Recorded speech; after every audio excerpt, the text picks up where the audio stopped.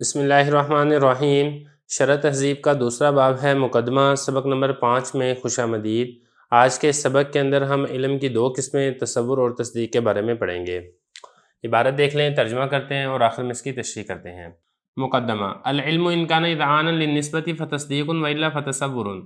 قوله العلم هو الصورة الحاصلة من الشيء عند العقل، والمصنف لم يتعرض لتعريفه اما للاكتفاء بالتصور بوجه ما في مقام التقسيم، وإما لأن تعريف العلم مشهور مستفيض، وإما لأن العلم بديهي التصور على ما قيل۔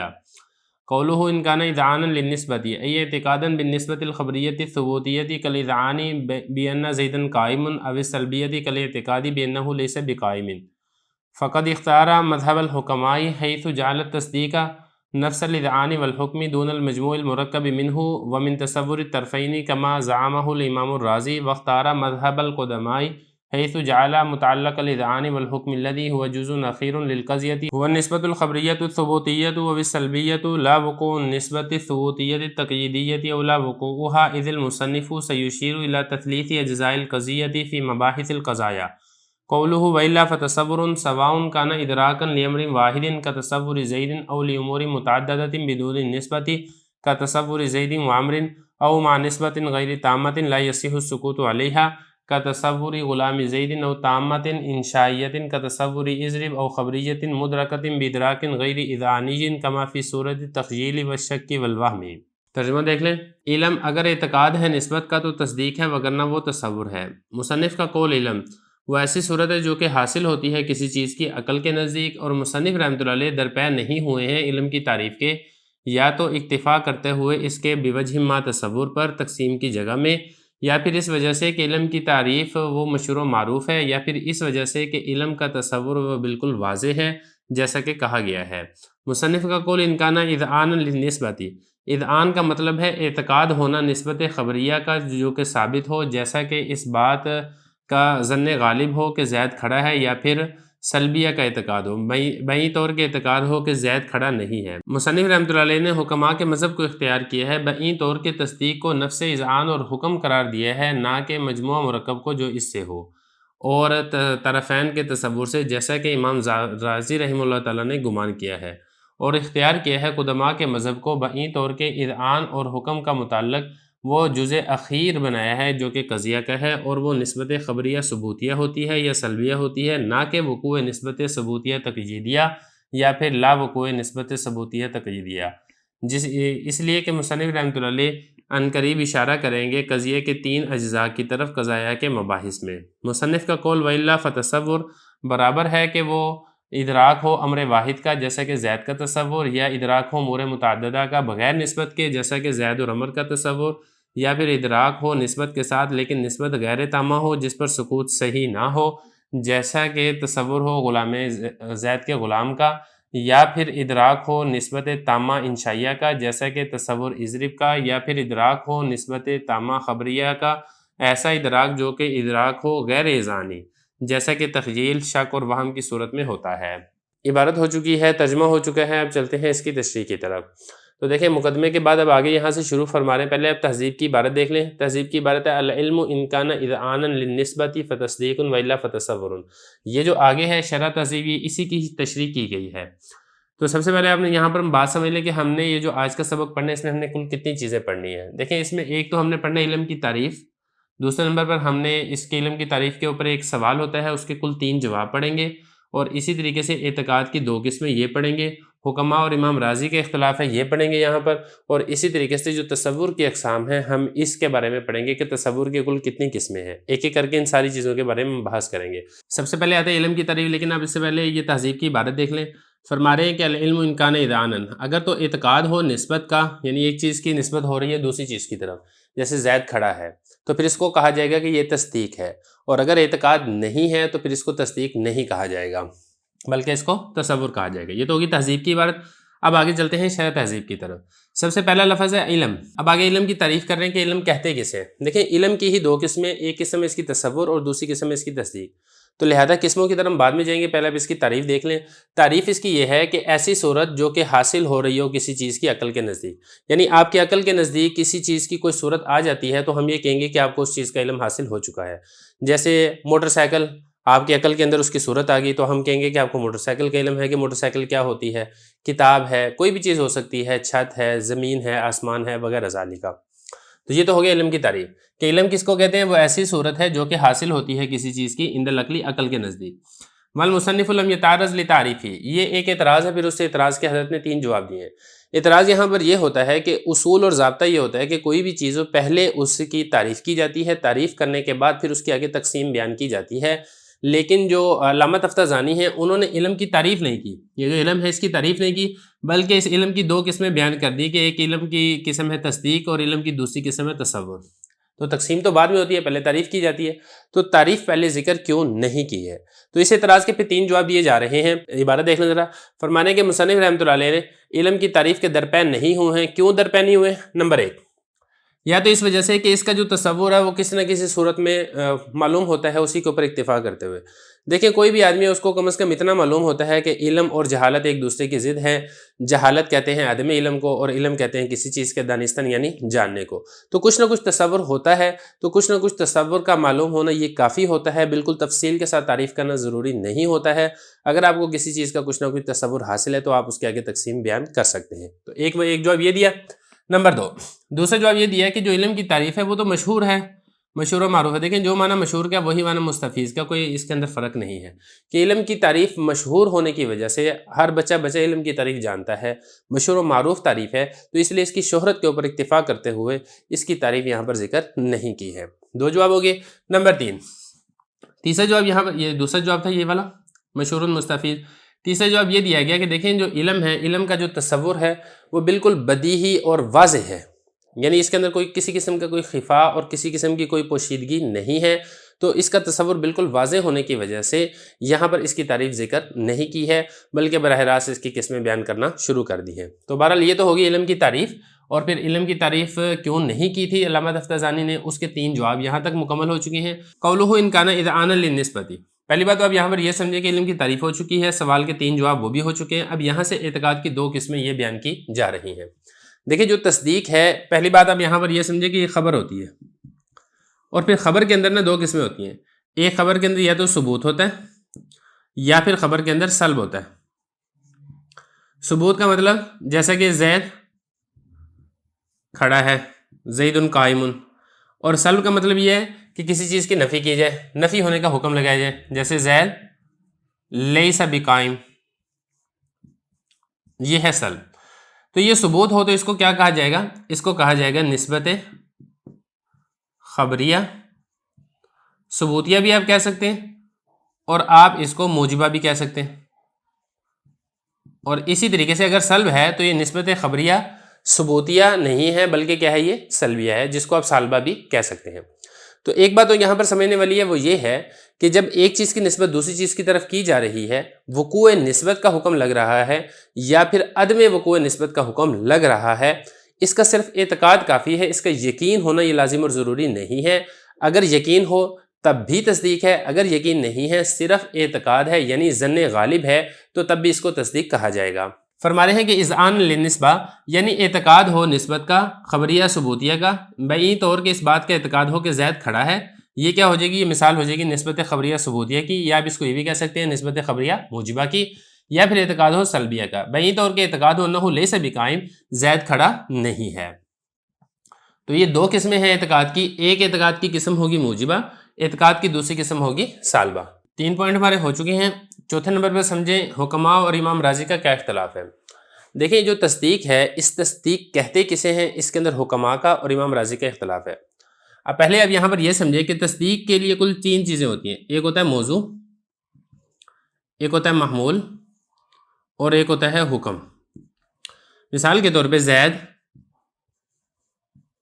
کھڑا ہے، اب زید موضوع ہے اور کھڑا یہ محمول ہے اور حکم ہے۔ اب سوال یہاں پر یہ پیدا ہوتا ہے کہ اس میں سے تصدیق کیا ہے۔ حکماء یہ کہتے ہیں کہ موضوع اور محمول یعنی موضوع کا تصور اور محمول کا تصور یہ تصدیق کے لیے شرط ہے، یعنی یہ تصدیق کا جز نہیں ہے، اور تصدیق صرف حکم کا نام ہے، جیسا کہ یہاں پہ حکم لگ رہا ہے ہونے کا، یا اسی طریقے سے اگر کھڑا نہیں ہے تو نہ ہونے کا حکم لگ رہا تھا، تو تصدیق نام ہے صرف اور صرف حکم کا۔ جبکہ امام راضی رحمۃ اللہ علیہ فرماتے ہیں کہ نہیں، جو تصدیق ہے یہ موضوع، محمول اور حکم ان تینوں کے مجموعے کا نام ہے۔ تو یہ اس اعتبار سے فرق ہوگا کہ حکماء یہ کہتے ہیں کہ موضوع اور محمول یہ تصدیق کے لیے شرط ہیں، امام راضی فرماتے ہیں کہ نہیں، تصدیق کے لیے جز ہیں۔ حکماء یہ کہتے ہیں کہ جو تصدیق ہے وہ صرف حکم کا نام ہے، امام راضی کہتے ہیں کہ نہیں، تصدیق کے لیے جو حکم ہے وہ صرف اس کے ایک حصے کا نام ہے، تصدیق کے مکمل تصدیق کا نام نہیں ہے۔ اب یہاں پہ دیکھیں ذرا، فرما رہے ہیں کہ علامہ تفتازانی نے حکماء کے مذہب کو اختیار کیا ہے بئیں طور کے، انہوں نے تصدیق کو نفس اذعان اور حکم قرار دیا ہے۔ کہ تصدیق کہتے ہیں اعتقاد ہوا آپ کو کسی چیز کے ہونے کا یا کسی چیز کے نہ ہونے کا، یعنی آپ حکم لگائیں ہونے کا یا پھر نہ ہونے کا۔ مجموعہ مرکب اور تصور طرفین، اس کا نام تصدیق نہیں ہے، جیسا کہ گمان کیا ہے امام راضی رحمۃ اللہ علیہ نے۔ 4 پوائنٹ ہمارے ہو چکے ہیں۔ 5واں پوائنٹ ہم نے سمجھنا ہے کہ متقدمین کا اور متاخرین کا کیا اختلاف ہے۔ دیکھیں، بات چل رہی ہے تصدیق کی۔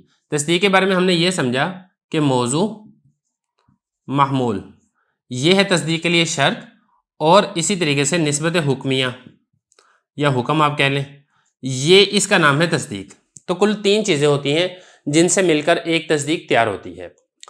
اب اختلاف ہے اس بارے میں یہ متقدمین کا اور متاخرین کا۔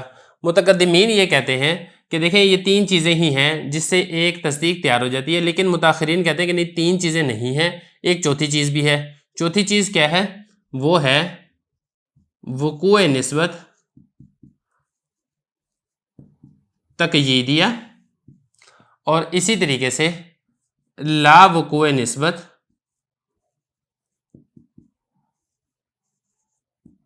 تقییدیہ، یہ کہتے ہیں متاخرین۔ مثال کے طور پہ زید قائم ہے نا، اب ہم یہ کہتے ہیں کہ زید قائم میں ایک موضوع ہے اور ایک محمول ہے، اور یہ جو حکم لگ رہا ہے زید کے لیے قیام کا، یہ حکم کیا ہے؟ یہ نسبت حکم ہے، یہ تو کہتے ہیں متقدمین۔ لیکن متاخرین کہتے ہیں کہ دیکھیں یہ 3 چیزیں تو ہیں ہی ہیں، اس میں ایک چوتھی چیز بھی ہے۔ وہ چوتھی چیز کیا ہے؟ قیام زید۔ زید قائم سے ہمیں قیام زید سمجھ میں آ رہا ہے، زید کا کھڑا ہونا، اور یہ جو زید کا کھڑا ہونا ہے یہ وقوع نسبت تقییدیہ ہے۔ یہ اسی طریقے سے زید لیس بقائم میں زید کا عدم قیام سمجھ میں آ رہا ہے، یہ جو عدم قیام ہے یہ لا وقوع نسبت تقییدیہ ہے۔ پھر اس پہ حکم لگے گا یا حکم نہیں لگے گا، وہ ہو جائے گی نسبت حکمیہ۔ تو جو متاخرین ہیں وہ اس اعتبار سے کل 4 اجزاء مانتے ہیں۔ ایک تو ہو گیا نا کہ 3 اجزاء تو ہو جائیں گے متاخرین کے نزدیک شرط، اور چوتھا جو ہوگا اس کا نام ہوگا تصدیق، اور وہ چوتھا جز کیا ہے؟ وہ نسبت حکمیہ ہے۔ اور متقدمین کے نزدیک کیا ہوگا؟ 2 جز یہ ہو جائیں گے شرط، اور تیسرا جز یہ بنے گا نسبت حکمیہ، جو کہ متقدمین کے نزدیک تصدیق ہے۔ تو یہ اختلاف ہے متقدمین کا اور متاخرین کا۔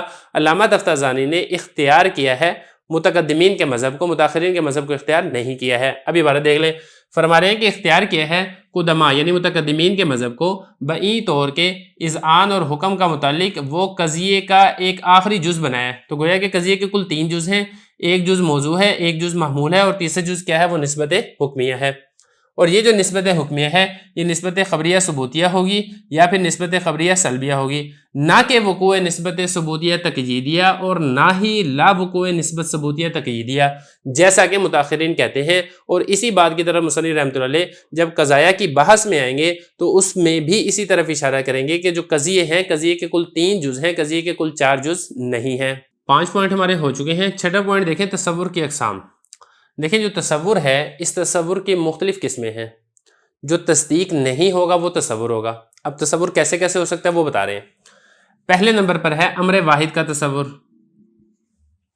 امر واحد مثال کے طور پہ کتاب کا تصور یا زید کا تصور، بکر کا تصور، کوئی بھی چیز واحد، اس کا آپ تصور کر لیں تو یہ امر واحد کا تصور ہے، اس کو کہا جائے گا تصور۔ نمبر 2، ایک سے زیادہ چیزوں کا تصور لیکن ان کے درمیان نسبت نہ ہو۔ مثال کے طور پہ آپ تصور کرتے ہیں کاپی پینسل، اب 2 چیزوں کا تصور ہے لیکن ان کے درمیان کوئی نسبت نہیں ہے۔ یا آپ نے تصور کیا موٹر سائیکل، سائیکل، کار، 3 چیزوں کا آپ نے تصور کر لیا، درمیان میں کوئی نسبت نہیں ہے۔ آپ نے تصور کر لیا زید، عمر، بکر، خالد، 4 چیزوں کا آپ نے تصور کر لیا، درمیان میں کوئی نسبت نہیں ہے، تو اس کو بھی کہا جائے گا تصور۔ 2 ہوگی۔ نمبر 3،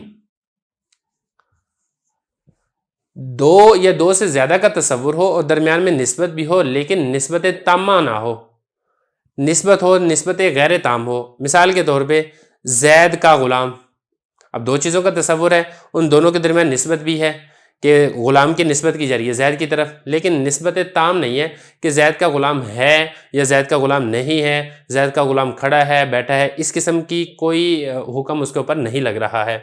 تو 3 ہوگی۔ اور اسی طریقے سے نمبر 4، 2 یا 2 سے زیادہ چیزوں کا تصور ہو، درمیان میں نسبت بھی ہو، نسبت تامہ بھی ہو، لیکن نسبت تامہ خبریہ نہ ہو بلکہ انشائیہ ہو، جیسا کہ اضرب، مار تو ایک شخص۔ اب یہاں پہ دیکھیں 2 چیزیں ہیں اور ایک چیز کی نسبت دوسری کی طرف کی جا رہی ہے، نسبت تامہ بھی ہے لیکن خبر نہیں ہے بلکہ انشاء ہے، تو انشاء ہوگی تب بھی یہ تصور کی ہی قسم کہلائے گی، یہ تصدیق شمار نہیں ہوگی۔ نمبر 5، 2 یا 2 سے زیادہ چیزوں کا تصور ہے، درمیان میں نسبت بھی ہے، نسبت تامہ بھی ہے اور خبریہ بھی ہے، لیکن جو خبر ہے وہ خبر اعتقاد والی خبر نہیں ہے بلکہ وہ خبر جو ہے کوئی وہمی خبر ہے، کوئی تخیلی خیالی خبر ہے۔ مثال کے طور پہ آپ نے ایک خیال کر لیا کہ ہاتھی اڑ رہا ہے، اب یہ خیالی چیز ہے، تو یہ جو ہے اس کا آپ کو کوئی یقین نہیں ہے، اس کا آپ کو کسی قسم کا اعتقاد نہیں ہے، تو اس قسم میں اگرچہ نسبت پائی جا رہی ہے کہ زید کے آپ نے ہاتھی کی طرف آپ نے نسبت کی ہے اڑنے کی، تو حکم بھی آپ لگا رہے ہیں، لیکن یہ چونکہ ایک وہمی اور خیالی اور ظنی چیز ہے، لہذا اس قسم کو بھی تصور کہا جائے گا، تصدیق نہیں کہا جائے گا۔ تو خلاصہ یہ ہے ایک چیز کی نسبت دوسری چیز کی طرف ہو اور اعتقاد ہو تو پھر تو وہ تصدیق ہوگا، اگر اعتقاد نہیں ہے تو پھر وہ تصور ہے، چاہے وہ چیز ہی ایک ہو یا 2 چیزیں ہیں، نسبت نہیں ہے، نسبت ہے تام نہیں ہے، نسبت ہے تام ہے خبریہ نہیں ہے، انشائیہ ہے، نسبت ہے تام ہے خبریہ ہے لیکن اعتقاد نہیں ہے، وہ ساری کی ساری چیزیں ہی تصدیق میں نہیں آئیں گی بلکہ تصور کے اندر ہی شمار ہوں گی۔ اب عبارت دیکھ لیں، فرما رہے ہیں وَإِلَّا فَتَصَوُّرٌ، یعنی ان لم یکن اذعانا للنسبت فتصور، اگر اذعان نہیں ہے نسبت کا تو تصور ہے، چاہے تو وہ ادراکاً لامر واحد، ایک امر واحد کا ادراک ہو جائے، یعنی ایک امر واحد کا آپ تصور کر لیں جیسا کہ آپ نے زید کا تصور کر لیا، یا امور متعددہ کا آپ ادراک کر لیں بغیر نسبت کے جیسا کہ زید اور عمر کا تصور، یا نسبت کے ساتھ آپ ادراک کرتے ہیں لیکن وہ نسبت تام نہیں ہوتی ہے جس کے اوپر سکوت کرنا صحیح ہو، جیسا کہ آپ نے تصور کیا زید کے غلام کا، یا نسبت بھی ہوتی ہے تامہ بھی ہوتی ہے لیکن انشائیہ ہوتی ہے جیسا کہ تصور کرنا اضرب کا، یا اسی طریقے سے نسبت ہوتی ہے تامہ ہوتی ہے خبریہ ہوتی ہے لیکن وہ مدرک ادراک اذعانی کے ساتھ نہیں ہوتی ہے بلکہ وہ مدرک ادراک غیر اذعانی کے ساتھ ہوتی ہے، جیسا کہ تخیل، شک اور وہم کی صورتوں کے اندر انسان ایک چیز کی نسبت دوسری چیز کی طرف کر دیتا ہے لیکن اس کا اعتقاد نہیں ہوتا ہے، تو اس قسم کو بھی تصور ہی کہا جائے گا، تصدیق شمار نہیں ہوگا۔